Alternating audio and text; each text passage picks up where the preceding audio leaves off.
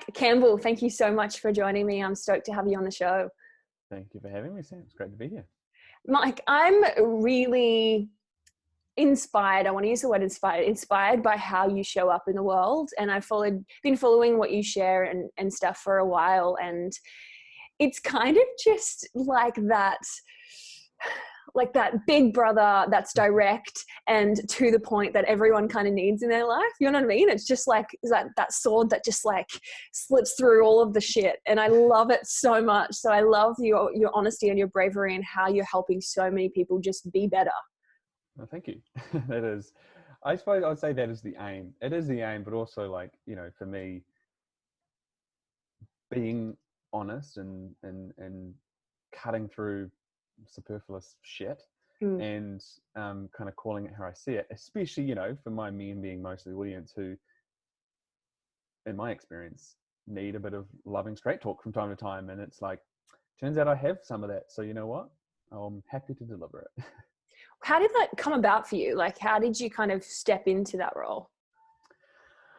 I mean, I don't really think I can deliver some beautiful, lovely answer as to, well, look, this happened and that happened. I think honestly, Dan, it's just a process of finding my voice and the message that I want to convey, and slowly, trial and error. And, I first started writing a blog at the start of 2012. Wrote a blog every day for a year, and that was a very, very good practice in terms of writing. And lots of things, right? Like having a practice, doing something consistently, all that kind of stuff, but also in terms of finding my languaging and starting to put ideas out into the world, right? So, what I was sharing then, I think very different and perhaps not as punchy and impactful, but, obviously that started the things, right? And so I just think over time, as I've, written and shared ideas more, either written or, through video, as well as coaching and in workshops and all that kind of stuff. And certainly with, working with men, the voice becomes clearer. The problems I see become clearer. Some of the solutions to those become clearer. And I think, all of that really is about clarity in me, both who I am, what my ideas, I suppose, are, and how and what I want to share, but also like the clarity in what I'm seeing out there, like same thing, like those things that become unavoidable, that I'm like, I have something to speak to that, and depending on the context, must speak to it. How does your honesty get taken mostly? Well, I would love to say phenomenally well, but everyone I also lighting know up. that I'm biased in what in that, right? Like I get a lot of amazing feedback. Let's say that. People, guys especially, of late, really reaching out to me in my DMs on Instagram or, in my inbox or whatever. And definitely a lot of women as well. But that's the bias, because obviously there's countless people who perhaps see or come across my stuff that don't respond, that don't give me this guy's full of shit, or oh my God, that's too confronting, or whatever, right? So I don't know that stuff. And I'm not kidding myself that doesn't exist. I'm sure it definitely does. So I think it's probably a spectrum, but I do definitely know that a lot of it is received very well from guys who are like, and the kind of feedback that has become a lot more general is along the lines of, almost like what you said, that kind of big brother who's like, just cut the shit, right? So it's a little bit of that, like, man, you really, kind of say it how it is. In fact, just the other day I had a guy reach out to me with, he was asking for some advice, right? And it's the kind of advice that, look, I can't really do it that much justice in a quick DM in Instagram, but I'm like, look, you followed me for a while, so you know that I'm going to be honest with you. And, it was around relationship and like, I've ended this one and I'm kind of moving into this one, but should I still be with my ex? And I was like, dude, stop looking outward. Like, all of this is about you. You need to figure your own shit out before you try and figure out which partner is right for you. And ask yourself, who are you? in this relationship.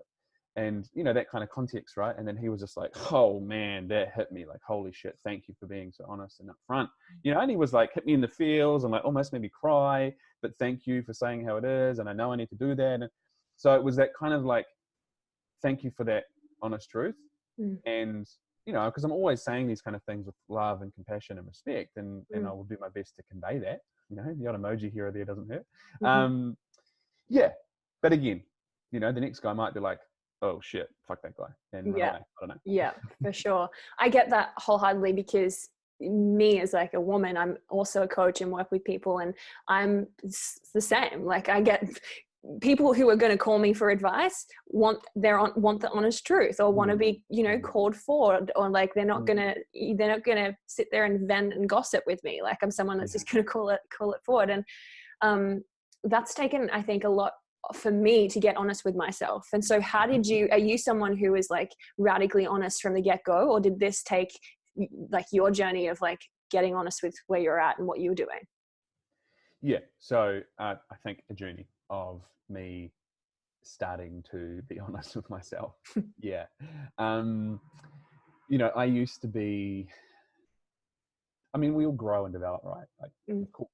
You know, I'm 37. And so, you know, to say, oh, if you spoke to or saw 17-year-old Mike and compared him to now, you'd be, you know, amazed. Well, I think that's probably true for most of us, hopefully. But in my case, you know, 17-year-old Mike was a dude who was, you know, like popular. I grew up in New Zealand. I played rugby. I was very, very talented athletically, and I kind of, you know, did everything very well that I put my hand to. And so I didn't really have trouble making friends or being popular or anything like that. But I was in my head a lot, you know, and I was very reserved and shy, and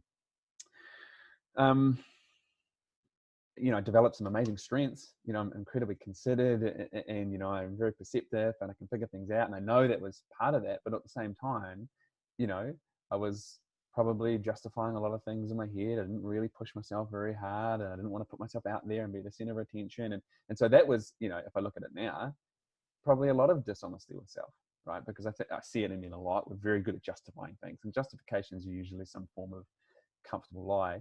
So I used to be very, very good at that. And you know, it took, initially it took something big. You know, I was fresh out of university. I worked as a personal trainer initially. I started my own business for about a year and a half or so. But I played rugby, and I always wanted to play professionally. And part of that was not really, you know, pushing myself to the depths that I needed to, staying comfortable and so on. But what I did do was, given the opportunity, I moved to the other side of the world to play rugby in Scotland. And so all of a sudden I was living in a small town where I knew no one when I got there. And that was a big comfort zone breaker for me. And in that time, I started to learn a lot more about myself. I started to pay attention a bit to the things that were kind of going on up in my head and maybe on repeat.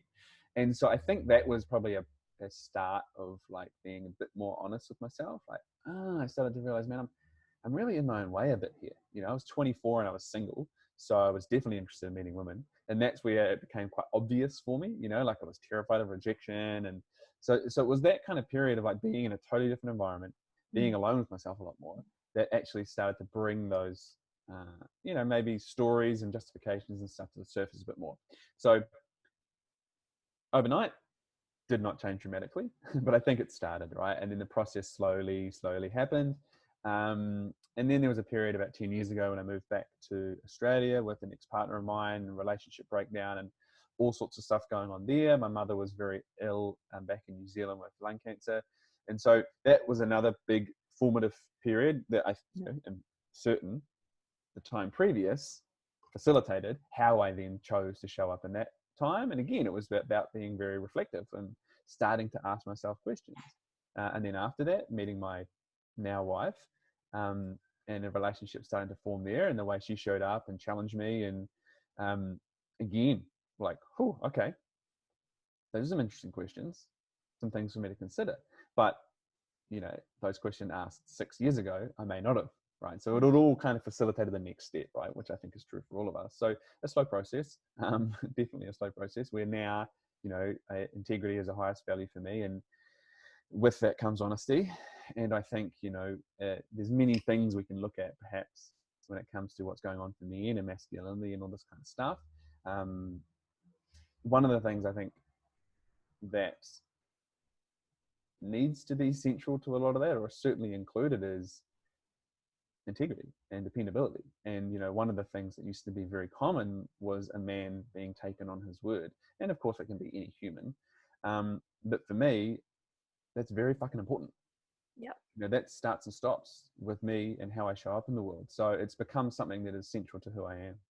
Oh, I love that. What does integrity mean to you then? It means a few things, and it is a subject that I explore and kind of come back to a lot, be it purposefully or not. I think quite simply it means showing up in my world through my thoughts, my words, and my actions in alignment with my strongest values. And that has nothing to do with anyone else, how anyone else views me or sees me or what have you. If I, for example, make a commitment to something and I'm struggling to follow through on that, it certainly, to be completely honest, has something to do with that other person, i.e. I don't want to let them down. But first and foremost is my commitment, is my word, and that's for me to withhold, right? So for me, it's very much about my relationship to myself, first and foremost. Yeah, it's an interesting one because I guess when somebody's out of integrity, like if I think about people that even in a relationship setting, right? If there's somebody that's out of integrity, I lose trust in that person. Like I lose trust in that person. I don't feel safe with that. And it can create disconnect. And I wasn't aware of this like until now, being more open to this kind of work.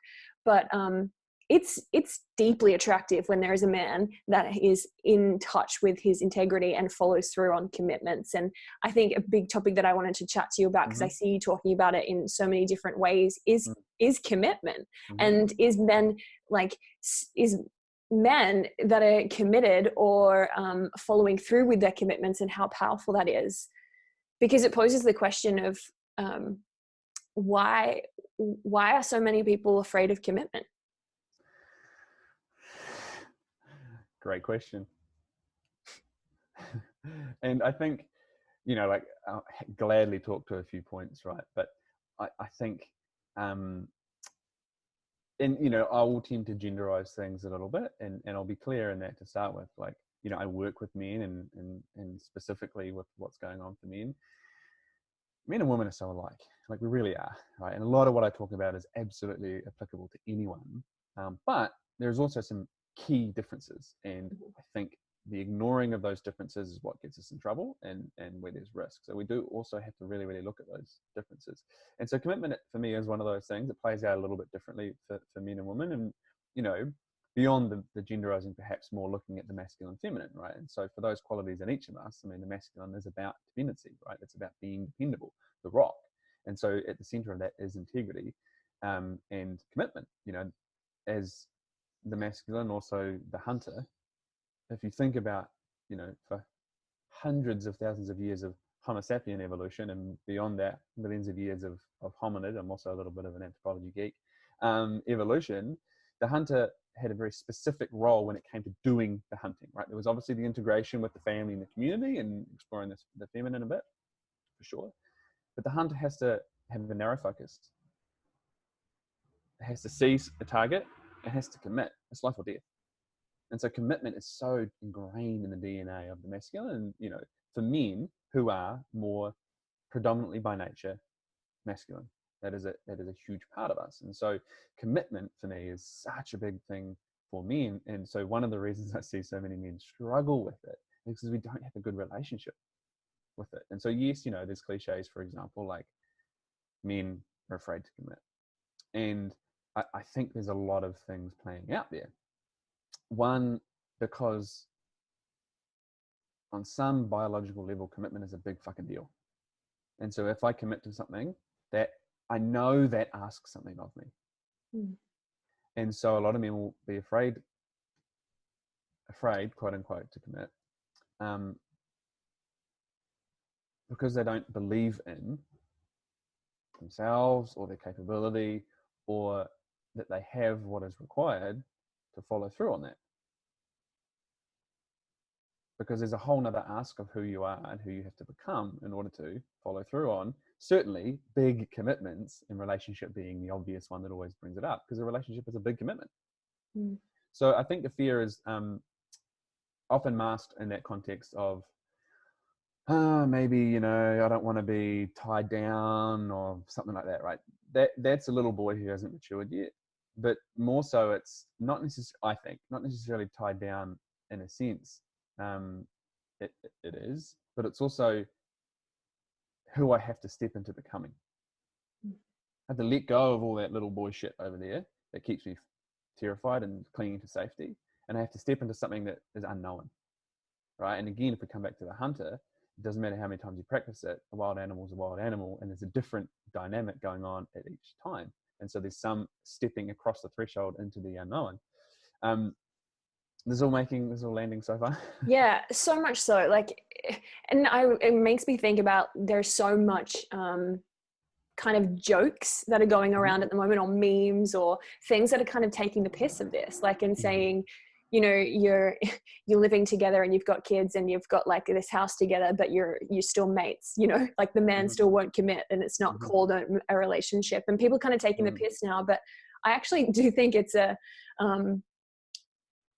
like they're bringing lightheartedness or whatever to a situation that actually might be pretty challenging for somebody that they're going through. So yeah, absolutely. what is something that people could do to be able to you know, get past those wounds, those little boy wounds?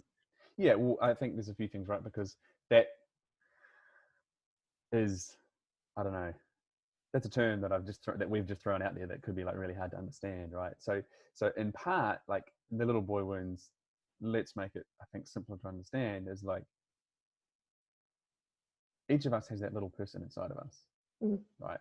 And it's the little person, the child, that clings to safety. You know, when we get to our edge or something that's really uncomfortable, on the edge of our comfort zone or whatever, that's the little part of us that has the justifications. The no, don't worry, or I don't need that, or you know what, I'm okay over here, or that resists, because on the other side of it is safety. So it's that little person in us that needs to be looked after, right? If you're a child and you're dependent, you need to be looked after. And so it's that child that prevents us stepping into the uncomfortable unknown, right? And so part of that is just understanding that's in there. And the maturity, you know, is certainly for men into the masculine, who is dependable like a rock, is being able to have that kind of relationship, you know, with that little inner self, and being like, I got this, right? I got this. When it comes, I will be able to handle it, even though I don't know what it is right now.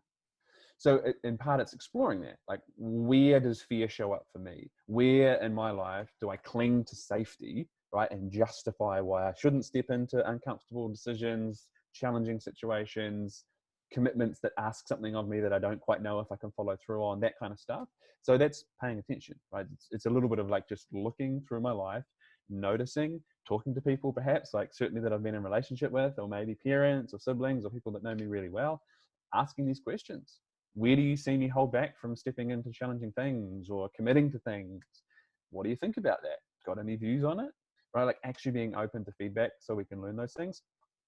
So reviewing and reflecting and paying attention to ourselves, talking to people who know us well to explore those, right? Because we might get like, oh, I do it in that situation. I do it in work.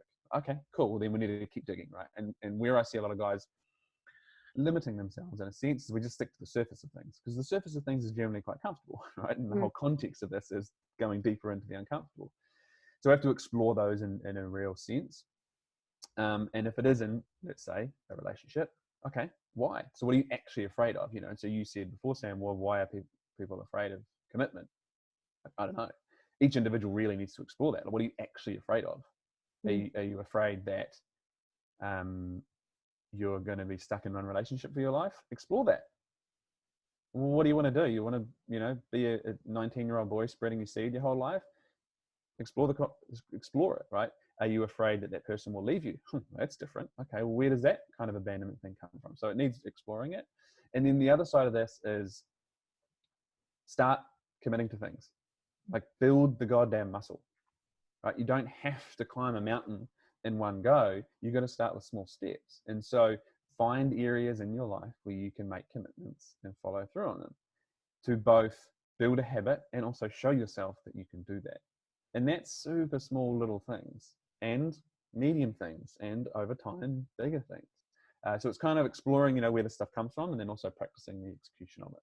Yeah, I think you did a post about that recently that I took note of. Like you were like, you have to commit first and then do the thing to then realize like what's on the other side of it, And I mean, what are you, from your experience and from people that you've worked with, like what are people missing if they don't commit? Like what part of their life or their potential are they actually missing out on if they're choosing to choose the safe option like constantly?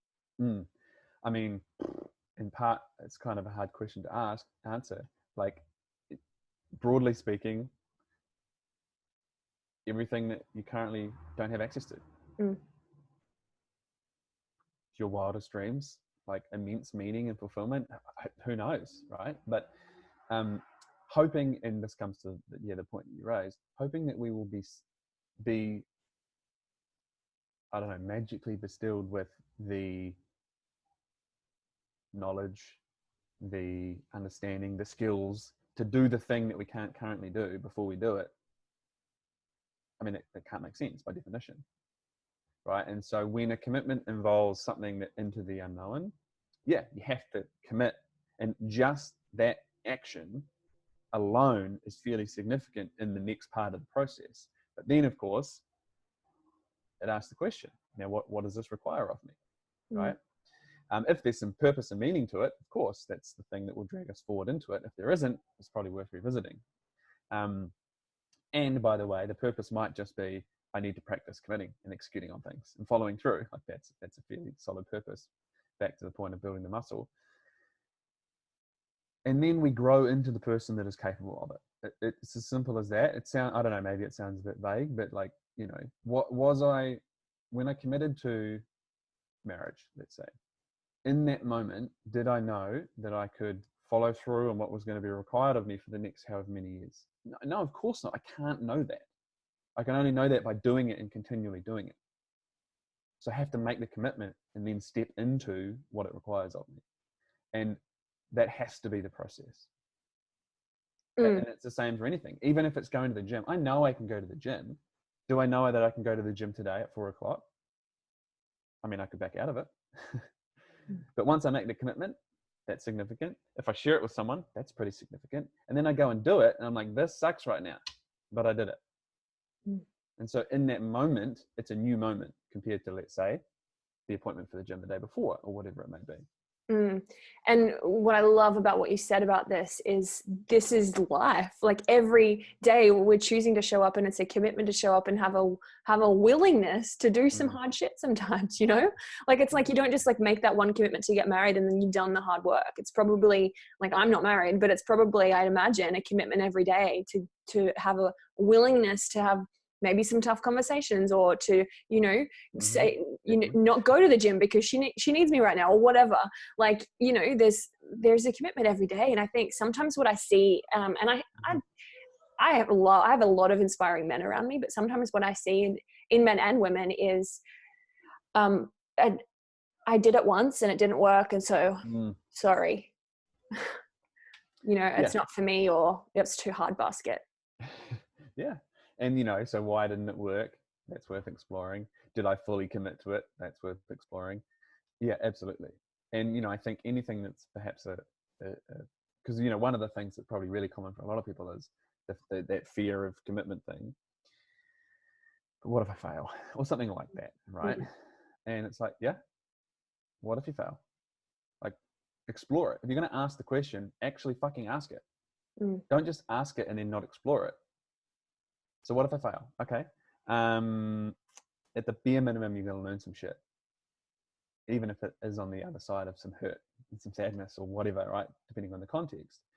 But yeah, we have to explore that stuff. And so, if it didn't work out, okay, what can you learn? Did you show up as effectively as you could have? Did you need support in that? Did you try and do everything yourself? Maybe that was the ineffective part of that. Like, learn the lessons. But again, kind of to the point that you said before, Sam,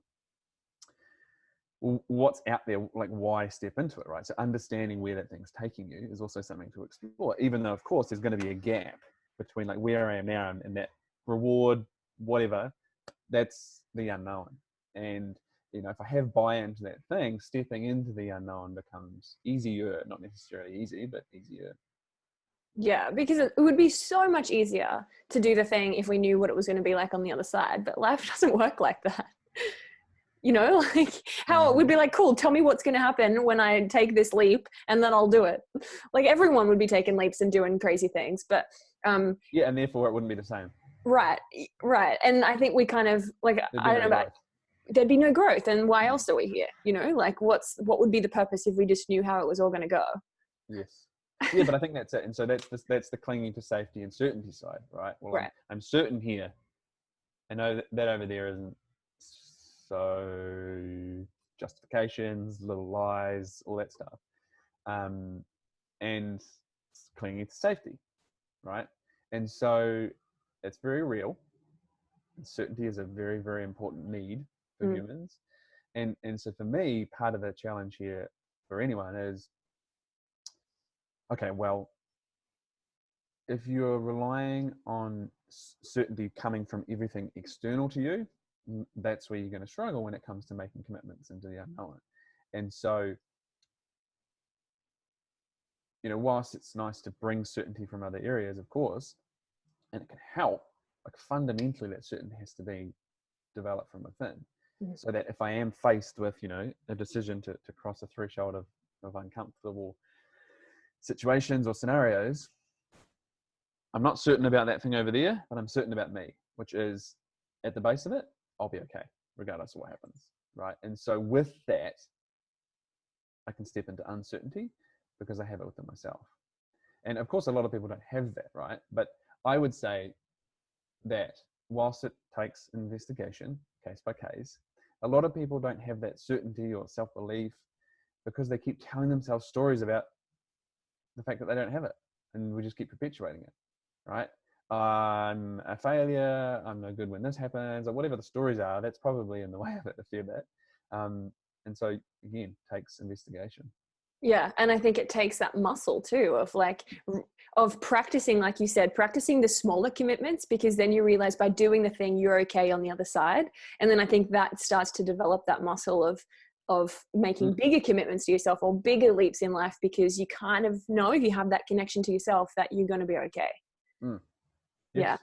What about perhaps a fear of it actually working out the way that you want it to work out, like that commitment to go into the thing, because what happens if I actually get what I want? Yes. Does this come up a lot? Yeah. I mean, I see it maybe not as much, but yes, 100%. It's, what if I fail / what if I succeed, right? If I succeed, then I think especially in this part of the world, maybe more so than North America or the US anyway, where we have, like the tall poppy syndrome, kind of like, don't be too big for your boots and all that kind of stuff. If you succeed, whatever that success is, by definition or whatever, on some level, you're kind of putting yourself out there to be seen. And that's what is terrifying most people, being truly seen. And so, it's the same insecurity playing out differently when it comes to what if I fail, right? Because I'll be seen as a failure. That's essentially the extension of that fear for most people. So it just plays out in a different way. Oh, but then shit. Then I could be cut down. I could be criticized. It requires something totally different of me. I don't believe that I'm worthy of that, right? And so the same insecurities is playing out differently. And so that will be, usually accompanied with self-sabotage and all the stuff, the justifications in a different voice. Yeah. And so, that's where someone might look at, I know I need and want to do that thing. It's good for me, but I keep procrastinating around it, right?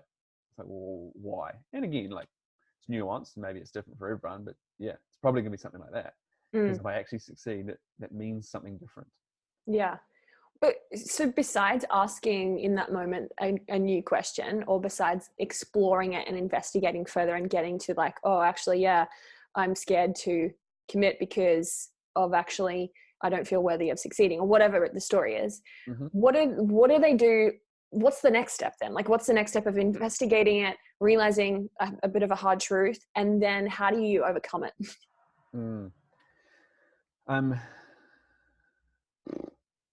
Yeah, maybe lots of things. I mean, the first thing that comes to mind, honestly, Sam, is go and ask for someone to help. Yeah. Like, get some support from someone who can help you investigate it. If you don't have the answers and you can't seem to find them, someone else has them. Someone else can see things that you can't see. Someone else can bounce things back to you that you're not currently, hearing or have their perspective for. And either streamline the process or actually make the process get started. So I think that's a really, really important one. A lot of this kind of stuff, like really understanding ourselves, how we show up and navigate relationships and big challenges, business, whatever, a lot of those things we don't learn. Yeah. And so to have the expectation that you need to have all the answers to that is a pretty bloody high expectation for a lot of people. And what I see, especially in a lot of guys, is that's the cycle that keeps perpetuating itself. But I should be able to know this stuff up here and do that, but I can't, here's where I'm hitting, but I should, but then that proves the beliefs that I have that, see, I'm not that good, or I'm an imposter, or whatever. And so, I mean, if we actually want to break out of it, the same patterns, the same beliefs, the same approaches aren't going to get us anywhere different. Part of that, though, is to build the self-reliance and the self-efficacy, right? So, finding someone who can teach you to fish, not just give you a fish, I suppose. I think, it's just smart to reach out to people who can support you. And of course, that doesn't need to be, a coach or an expert or anyone. It could be someone who knows you well, who's quite perceptive and is willing to be honest with you and, hear you when you need to talk about things and get a different perspective. Because it's a bit of a challenge, especially for men, right, to actually reach out and ask for help or say what's up. How do you, what advice do you have for people for that? Okay, so I suppose kind of like what we've spoken about already, but in a different context. Like, if that's the case for you, ask yourself why. What are you afraid of? Actually detail it. If it's something where it's like, then it's just kind of like this gray cloud that just follows you around, right? And it just dictates your mood and how you show up, versus like, turn and face it and actually detail it. And then you start to figure out what you're dealing with, but that forces you to face what you need to face. And so if it is, I'm terrified of being judged, I'm terrified that people will think I'm not a success or not man enough or whatever it is, that's important information. But if you don't detail that, it doesn't go away. It's just pulling the strings kind of in the dark and you're kidding yourself. So detailing it is really important, because then we've got something to work with. Oh, okay, so you're terrified of being seen as weak. All right. Why? Like, keep asking the questions. And then whatever those things are, I will say this, none of it will be true. None of it will be true. If for some reason you opened up with someone and they were like, you're a pussy, let's say, let's just go to kind of one end of a spectrum. That person is being a dick. They are not your person in that moment. And so whilst it could prove all of your theories right, it doesn't. What it proves is they are immature and they can't handle the conversation that you need to have. They've just shown you, okay, wow, that's their shit. I need to find someone else. But that's obviously a huge challenge for some people. That's something, maybe not like that, but something like that in a less extreme example could happen. And we make it mean something about ourselves, and we make it mean all the stories that we have playing out. But it's not. It's really not. So most of the things aren't going to be true. And, if for some reason something happened that it was, it's probably about that other person. There could be some important information. If you start needing help for absolutely everything, like you just cannot take on anything yourself, okay, Maybe you need to build some resilience. But if you don't have the tools to do it, you're probably going to need some help on it. And so the other side of that for me is this, especially for men who, you know, in any way identify that asking for help or getting support or something is weak, fill in the blank. No, actually, it's smart. Like, it's just smart. It's finding someone who can help and streamline, you know, where you're at. And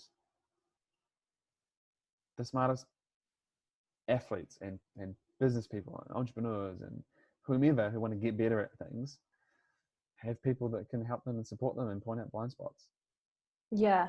I was thinking about this recently, like how profound it is that we're willing to like dedicate ourselves to, you know, getting a coach to learn, or like a teacher to learn guitar and put in all the hours and like, you know, and dedicate ourselves to learning guitar. But when it comes to like ourselves or our relationships or the things that like are literally life, like and take up so much of our life, we kind of want to block it out or not get help or keep it within and like not dedicate our time. Like I was thinking about this recently, like that's actually really profound. Yeah, and I suppose, you know, like in the example of learning the guitar, well, some people would even not, right? And maybe because I need to do it myself, you know, they might see that I'm shit, right? Which is the extension of what's playing out everywhere else, where we're vulnerable to shame, i.e. where we're judging ourselves ultimately. And so I suppose those things that have more, you know, emotive element to them, we tend to justify that, I don't want to show that stuff to people. Yeah. But I think, and for me, this is where humility, like real humility, comes in, and we need more of. What I see, certainly in this part of the world, Australia, New Zealand, England, Ireland, you know, with that kind of tall poppy thing, is we have this belief that we must be humble, and how it plays out, like, is in self-deprecation. You know, we just belittle ourselves and not value ourselves. Like, that's not humility. That's self-deprecation. Humility is knowing what you're capable of. And then if you want to play above that, going, I need some support here. I need a different system. I need something different. I don't have the capability. Right? So it's knowing your ceilings and then essentially enlisting the support to play above it. And that's important. Yeah, that's right? I really like that. I remember recently again you said, are you going to be the potential guy? Or are you going to be the guy? And I think, and I'd love to go into the other part of this as well, where we can where women can actually support men or whoever, you know. But I think that there's so often is just like, I'm going to speak from the woman's perspective, because I'm going to call myself out. I'm going to call, like myself out as a woman, because I've definitely fallen into the trap of seeing the potential in a guy instead of just the guy to how he's showing up today, and then creating stories in my head and blaming myself for things because I'm like, I see his potential and who he could be, and then like trying to go into that, well, I'm going to help him be that, you know, and then blaming him for like not showing up as the potential that I see him in and getting hurt in the process. Yeah. And I've definitely learned from that, but I'm interested in like what that looks like from your perspective. Yeah, I mean, and I thank you for sharing that, and you know, I do see that a lot because I get those kind of questions and stuff a lot from women, and yeah, and I do remember a post that I shared around that, and you know, it was essentially challenging guys to say, like, do you always want to be that guy who has the potential, or like, do you actually want to be the guy, like, access your potential? And because you know, I've been at, I mean, shit, if you go read all my school reports, you know, I think it's a pretty common line, but it's like, Mike, Has potential. Has potential if he would just apply himself, you know, that kind of stuff, right? And it's like, yeah, absolutely. And that was then, you know, and it played out. And I see that for a lot of guys, but I think it's also like very common anyway in relationships, regardless of the makeup, you know, that there's this like, I see the potential in that person.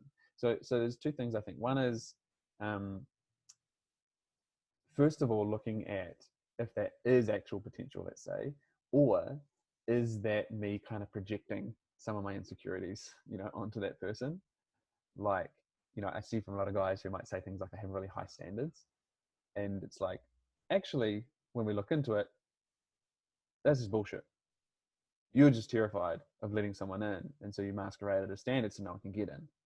Right. And so, you know, it's like, so So let's explore that side first. Is it someone's potential perhaps, or our own kind of projections on that? And then, yeah, like if it's like, okay, I do see this capability in this person, certainly, you know, let's say in this guy,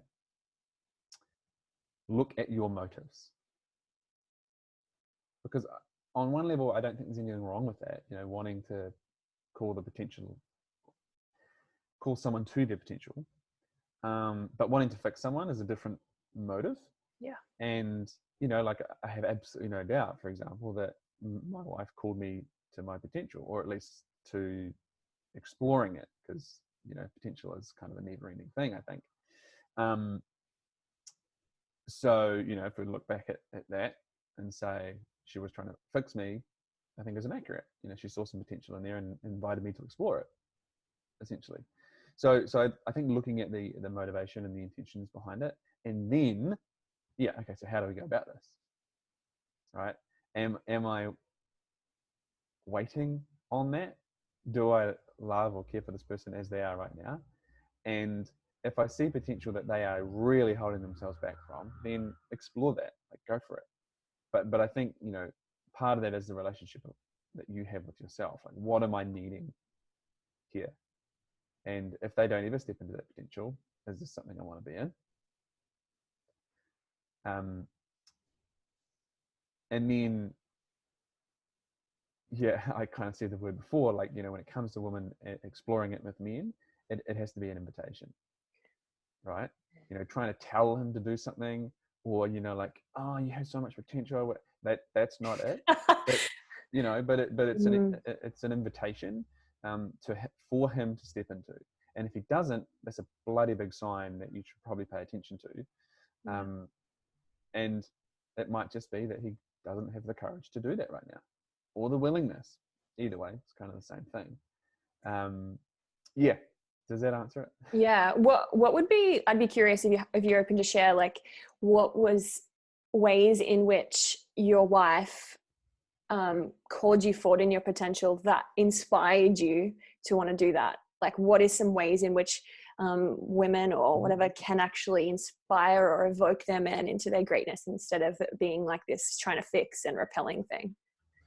Yeah. So, okay. So first of all, I'll speak to the specifics of our relationship. So I kind of said earlier, like, I was going through a pretty interesting time in my life. I had an engagement that ended, and you know, I was absolutely shattered. And you know, the very next day, I had to start a new job, building a personal training business. It was about 10 years ago, and at the same time, my mum was very ill with lung cancer back in New Zealand, and so, you know, it was a tumultuous year, essentially, and lots of things were going on, but one of those was introspection, like starting to look at, like, okay, what's going on here, and, you know, what was my part in that relationship, and, like, oh, my mum's really sick, you know, shit, our health's really important, and, like, exploring all this kind of stuff and figuring things out that was important to me, in a sense. But a lot of it also wasn't super conscious, I don't think. I was just kind of, you know, I wasn't sitting down and journaling through this stuff or anything. It was just kind of, you know, a little bit of figuring shit out on the down low, maybe. And then I met Nadia and we started dating. But this was like now when my mum was really, really ill. And so, you know, I was flying back to New Zealand a lot, last minute, like my sister and I rushing to the airport, buying a flight at check-in counter kind of stuff, thinking this is the time. So I was in a very kind of high stress, let's call it, environment. And I think in a strange way, it allowed our relationship to actually form, because Nads realized in that moment that she really likes this guy, and I just need to be there for him. And so I think it allowed her to observe me a lot and how I show up, without it being like, I suppose, an intense dating situation. Either way, I think what that led to is, like, when we decided that we were going to, you know, start getting serious, she started to sit me down and say, look, like, where do things go for you? You know, like, you're a personal trainer at the moment. Is that what you want to do forever? You know, like, what do you really value? You know, what do you see as your strengths? So it was questions that invited me to choose to explore. And, you know, I think from a very smart standpoint, she knew that I was very curious and wanted to explore. And I was really starting to ask questions and be introspective and so on. And so I chose to step into them. I was like, yeah, I don't know. I want to figure that shit out. And so I really started to explore that. But it was not, this is where you're at. Like, you need to do something with your life. And what are you going to, you know, like, and the languaging, and again, the invitational nature is very, very important.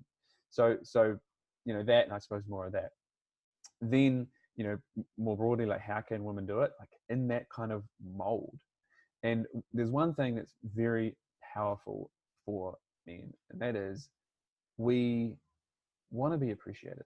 And I know that's true for everyone, right? But for men, it's very, very important to feel appreciated for the work and effort that we put in, right? And, you know, like, we want to provide and protect and make sure that the people around us are safe and happy and looked after and free of stress and worry and stuff. And we just, like, it's innate, we just want to do that. And it's not a transactional thing, but we also want to feel like we're appreciated for it. So if you want to explore a conversation with a dude around, okay, I feel like there's more potential in him. First of all, share with him what you appreciate about him. And let's say, you know, you'd like to see him step into his, I don't know, his leadership more, maybe, and being more decisive in your lives and something. Then think of examples where he has done those things and share with him how you appreciated those. That will cut to him. If it doesn't, then it's probably an indication that there's something going on in his shit that we can't get to at the moment. And from there, you know, it can be an invitation. You know what? I really love it and appreciate when you do X, Y, Z. And I would love to see more of that. It could be as simple as that. Now, if there's context, you know, like, there's this, okay, so I get the question, you know, in regards to my content. So to speak to that would be something like, I follow this guy, Mike. He's some really good content for me, and I think you'd enjoy it. It speaks to this kind of stuff. Let me know if you want me to point it in your direction. Right, so it's an invitation to then step back and let him step in and choose it. Yeah, and you know, obviously that's kind of one example, but I think the idea can speak broadly depending on, you know, the situation. Yeah, no, I really like that. And I love what you said about appreciation. Like, it's that simple. And I was even talking to a friend like the other night actually about this, and about how women have this tendency to let them know when they're doing wrong, but then when they're doing right, we're like, cool, like, and we just don't let it out. Like, we don't, like, you know, it's just like, yeah. But how can we kind of exaggerate that so that they can do more of the things that we love what they're doing? Tell them you love it. You know, and they're gonna, And again, this is where I think, Sam, things are really nuanced, and I think this is where we have a lot of fucking trouble right now. We have these kind of like us versus them conversations, which only makes things worse. And so part of the conversation that I hear with things like that is, what am I now responsible for stroking his fragile ego kind of thing? It's like, no, of course not.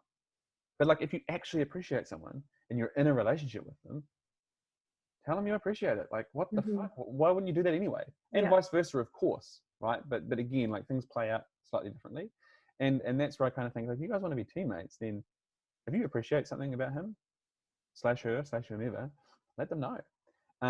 But also understanding that person individually, right? So, for example, in my relationship, and, you know, exploring love languages, I think, is an important thing to do. It can help. But words of affirmation / being appreciated is not high for my wife. So whilst I'll do that, it's not something that she needs as much as I do. Yeah. You know? I'm like, I will fucking do anything for you right now, but I'd like to feel appreciated for it, because otherwise it feels like a thankless task. Yeah. Right. And that's somewhat true for most guys. But yeah, I think that's, I don't know, it's an interesting point, right? As you say, you can point out the faults, and that just kind of like makes it like double the impact, right? Point out the faults, but not the appreciation. Right? Yeah, I think it definitely goes both ways, and we both can come together. And like, I like it that you called it teammates. It's like, that's it. Like, there's not one person that should be like doing it all right, if there's a right or wrong. Like, it's like, it's a teammate thing, and it's about communication and even not even in a relationship setting, but I've been really digging lately, just appreciating people and reaching out and saying something about somebody. Like, I really appreciate what you're doing. Like, even somebody, like, people I don't know, you know, I'm like, I really appreciate the work that you're doing. Like, it's just, because that feels good to me. Like sometimes I'm having off days, doubting my capabilities, doubting what I'm doing in the world. And then randomly someone will just message me and be like, hey, I just want to reach out and say, I really appreciate what you're doing. And I'm like, oh crap, like it does matter, you know, like, and sometimes it goes a long way when you just appreciate people. Exactly. Yeah. Yeah. Yeah. 100%. So how does, is this the same as if we're looking at a guy with a commitment issue?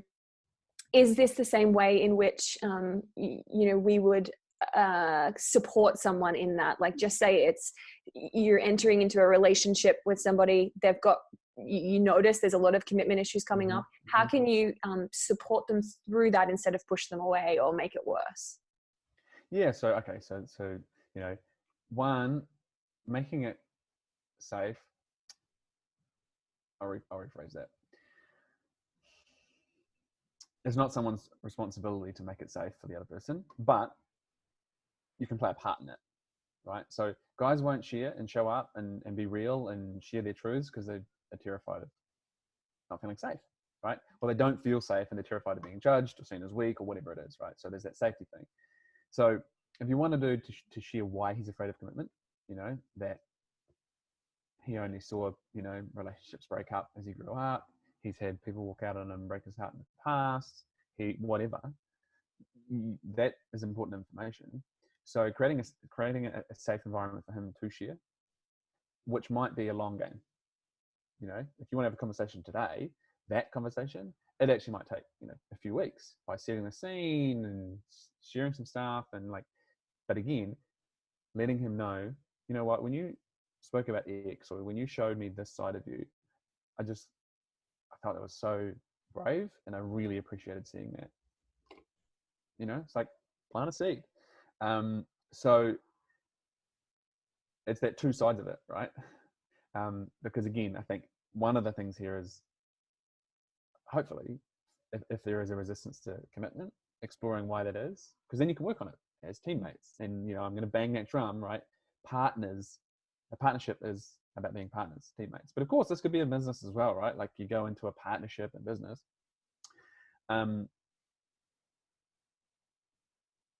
then when it comes to the commitments, hey, you know what? Again, when you made this decision and stepped into that action, or when you committed to this and then you followed through on it, you know, what I really appreciated was such and such. Like show the appreciation and let him know that, interesting. That doesn't go unnoticed and it's appreciated and what have you, right? So I think there might be two parts to it, right? There's the commitment thing itself and then also like exploring it. And then again, still stating what you admire in short, and appreciate. So interesting. Like it almost just makes me feel like everyone just is craving the acceptance or the love, right? Like in some form. Like, and that's what's holding us back in creating these challenges because we feel like there's a lack of love. And then when we're going through that hard point, when we're just getting some support and some love, then we're okay to, you know, kind of walk through that door holding hands with someone. Like, yeah. I don't know, it all like kind of, does that make sense? Like it all kind of just connects. Yeah, I think like, and that's the thing, I think for, you know, like we see a lot of people these days, you know, their insecurities playing out and how they're seeking validation, seeking approval and all that kind of stuff. And I think that's really coming from a place of lack.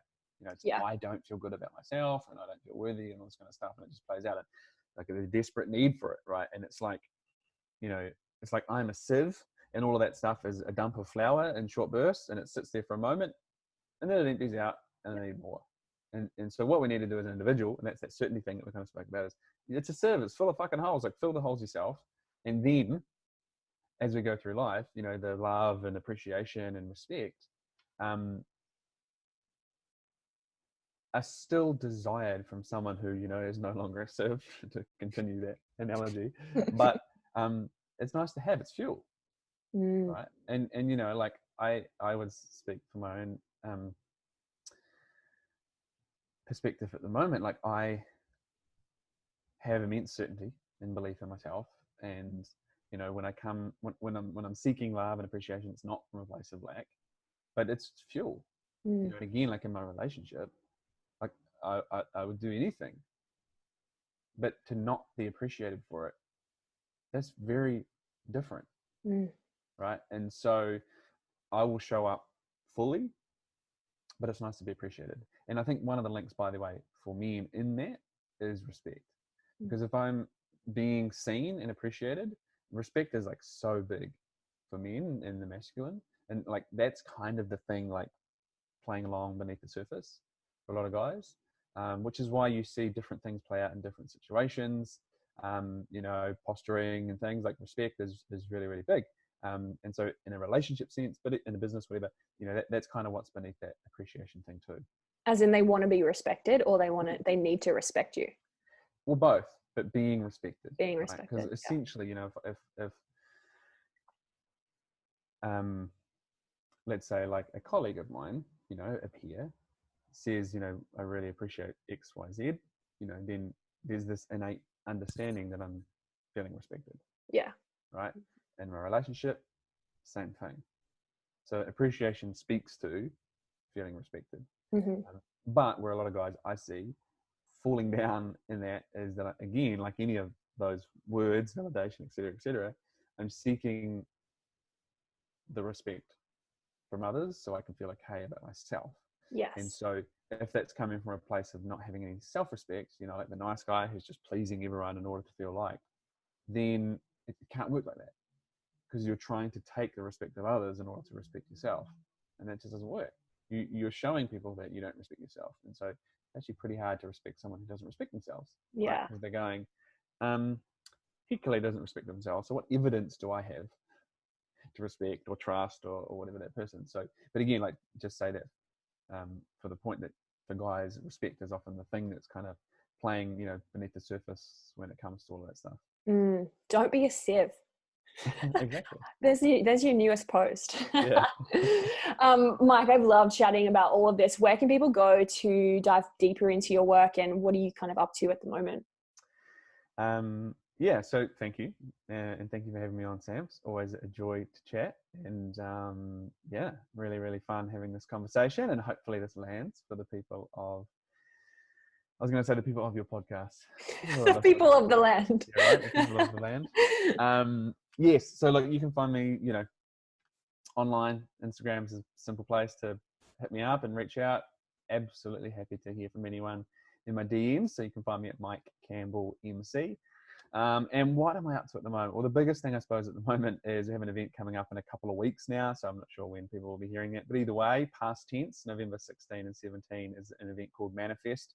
We're running a national symposium on men's health in Sydney, so super pumped about that, and just that's taking a fair amount of my time and attention at the moment, but very, very excited about bringing that together. And like the short and long of that, Sam, is there's a lot of stuff happening for men, and there really is. And there's a lot of campaigns around men's mental health and suicide and stuff, but like a lot of the worst stats, not just mental health, but violence and abuse and addiction and so on that men lead, they're getting worse.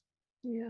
And so it's like, well, men are falling through the cracks somewhere. So you know what? We've decided that we need to bring the leaders together and have some real conversations, and also bring the men that we serve into the same room so we can start to address what's going on with men and masculinity, get to the root cause of some of those things, and actually shift the conversation around men's emotional literacy. So that's what we're doing. I'm deeply passionate about that as well, and I'm so grateful that you're doing the work that you do and bringing it into the world. And I'm not just saying I appreciate this because you've told me that this is what you need, I know, right? But I'm actually saying, yeah, I really appreciate how you show up with your honesty and that sword and the tough love that guys need, and the way that you're bringing all of this stuff together, especially in Australia, and you know, and hitting people around the world. Like, I really appreciate the work that you do. So thank you for showing up. My pleasure. I shall receive that. Thank you very much, Sam. And do you have one last hitting home message you'd like to send to men today? Yeah. Okay. So maybe this speaks to a lot of those things, but like, if you listen to this and whatever was popping up, the thing that's in the back of your mind, like, oh, that's the thing that maybe I need to commit to, that maybe I need to do, that maybe I've avoided, do the thing. Like, just do it, stop thinking about it, just do the thing. Yeah, nailed it. I love that. It applies to everyone listening. Just do the thing. Do the thing. Your life will change. Thanks, Mike. Awesome. Thanks for having me.